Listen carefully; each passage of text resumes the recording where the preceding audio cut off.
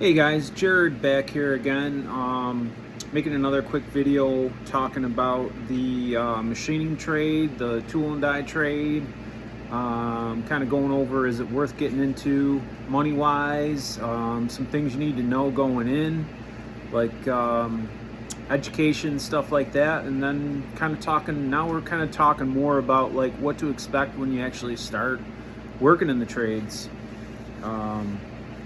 That kind of thing. So I think in this one I want to talk a little bit about like what you need when you get started. Do you need tools? Do you need a toolbox? What kinds of things should you be looking to buy, or do you need to buy anything when you start? So let's kind of get into that a little bit here. So when I started as a tool maker, actually a mold maker. But let's go back before that. When I just started working in a regular factory machine shop situation. My very first job, you didn't need anything. I really didn't even need to have my own tools. I mean, you could have some of your own stuff, but for the most part, the company provided everything that you needed there. They had all the measuring equipment and stuff.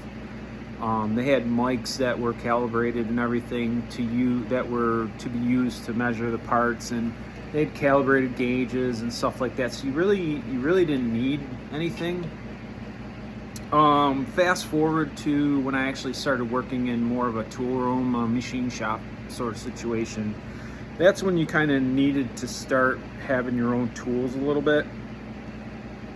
But going back to when I started in the 90s, you still pretty much had to have all your own tools, or else you were going to be borrowing stuff from people, and that kind of sucks, I mean, guys don't usually mind letting you borrow something, but if you got to keep going back and borrowing it, they expect that you should buy your own. So there's that. But now let's talk about in today's machine shop environment, what you actually really need. And honestly, I don't think, depending on where you start and what kind of machine shop you start working in, if let's say you get a job at just a CNC job shop or any kind of production shop or anything like that, I think a lot of places you really don't even need anything. You may need just some basic hand tools, but I think even a lot of bigger places, they pretty much provide everything. You don't even need anything. That would be something upon you getting a job at a place, that would be something that you'd probably want to discuss with them and say, hey, do I need to bring my own tools? Can I have my own tools? Because I know some places are sticklers about that. They don't want you can't bring in any outside measuring equipment or anything like that. You can't have your own mics because they all have to be calibrated and logged in under their quality system. So many places just provide all that stuff, and you don't even need to have any of that stuff.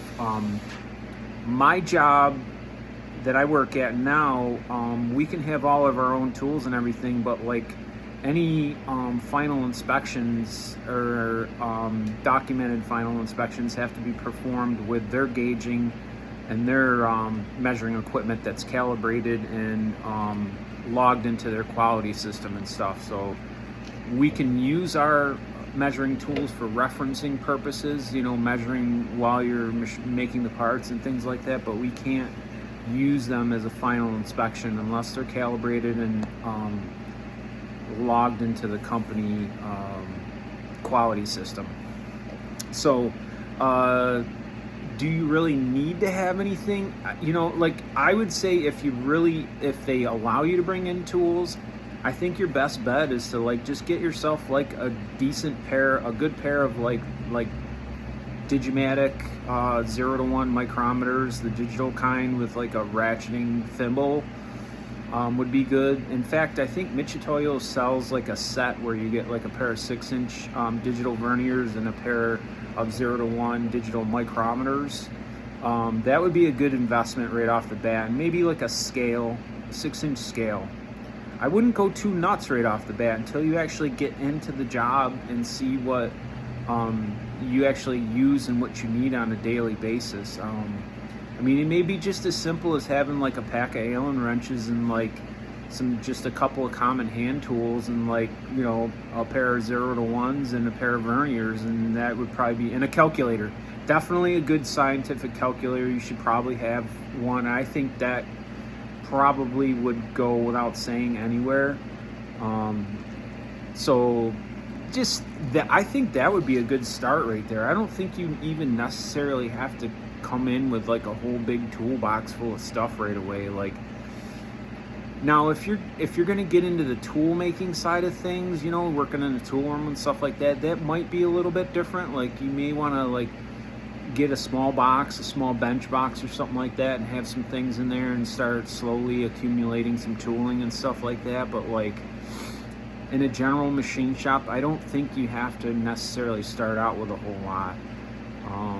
And that'll kind of vary from place to place. And like I said, when you're talking to them or whatever, or when you go in and start working there, you know, just maybe say, hey, you know, do I need to have some of this stuff, or what would be a good thing for me to have? And, you know, maybe talk to some of the other guys in the shop and see what kind of stuff that they have and what they use all the time. And another good thing that you might definitely want to get right away would be like a good magnetic base and a good like half thou graduation indicator, like an interrapid or a decent indicator. Maybe even like a 1-inch drop indicator would be good to have too, you know, because you're going to use like a mag base and an indicator an awful lot in like a machine shop setting. You're going to be like when you're setting up a job, or you know, you're checking run out or something on a tool or things like that. I mean, you'll use a mag base an awful lot in a machine shop. So I think that would be something worthy to have if they allow you to have your own tools and bring your own tools and stuff like that. I would say that would be a good start. And then from there, you can kind of, once you get into the job and you kind of see what is needed, you can kind of add things from there. But I think that would be a good start. So we'll leave it there, and that'll be it for this video, and we'll chat again soon. See ya.